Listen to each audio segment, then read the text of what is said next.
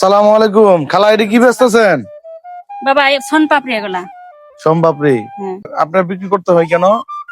বাবা ঘরে রোজগারের মানুষ নাই, ঘরে রোজগারের মানুষ নাই, রোজগারের মানুষ নাই। ছেলে মেয়ে লেখাপড়া করে খরচ দিতে হয়।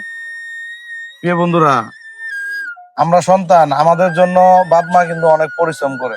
আমরা সন্তানকে আমরা বাপ মাকে মূল্য দেই না, ঠিক কিনা? ঠিক বাবা, হ্যাঁ। ঠিক। আচ্ছা, একটা মা দেখেন এই যে রাস্তার মধ্যে মানে হাটে বাজারে ঘুরে ঘুরে বিক্রি করতেছে প্রিয় বন্ধুরা। আর আমরা এই কাজটাই কিন্তু করতে পারি না, শুধু মাকে ভাত দিতে পারি না। কি হ্যাঁ করেন? বাবা, আপনার ছেলে ছেলের মেয়ে জন্য কয়জন? অনেক কষ্ট করি। একটা ছেলে, বর্তমানে একটা মেয়ে। একটা স্বামী ছেলে অসুস্থ। একটা মেয়ে। হ্যাঁ। আচ্ছা, এই যে এইভাবে যে বিক্রি করতেছেন আপনার, এই বিক্রি করে কত টাকা ইনকাম হয়?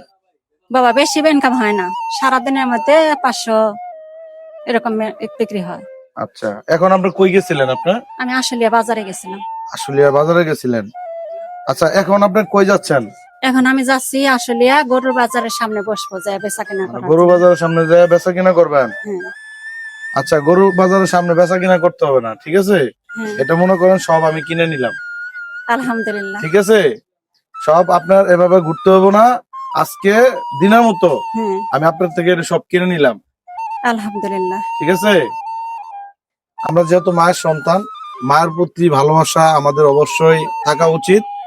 কেননা একটা মা কত বড় যে একটা সম্পদ, সেই মা কিন্তু এই পথে ঘাটে রাস্তা এবং কি বাজারে এভাবে বিক্রি করছেন প্রিয় বন্ধুরা, দেখেন। আর আমরা মাকে কিন্তু ভাত দেই না। তা আপনাদের এই যে ছেলে মেয়েকে মানুষ করতেছেন, মানে পরবর্তী ছেলে মেয়ে আপনাকে ভাত দিবে কিনা তার মানে কোনো গ্যারান্টি এটা আছে? সন্দেহ, কোনো গ্যারান্টি নাই। হ্যাঁ, কোনো গ্যারান্টি নাই, কিন্তু আমার কর্তব্য, তাই না?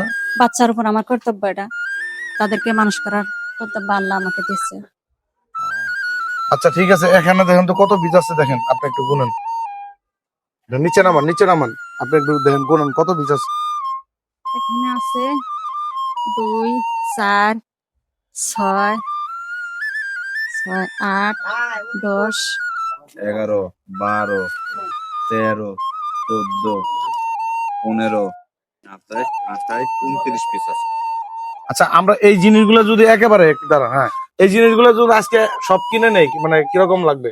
না, ভালো হবে, ভালো হবে। ওনার কষ্ট হবে না, আর ঘুরতে হবে না, জায়গা জায়গায় বসতে হবে না, ভালো হবে।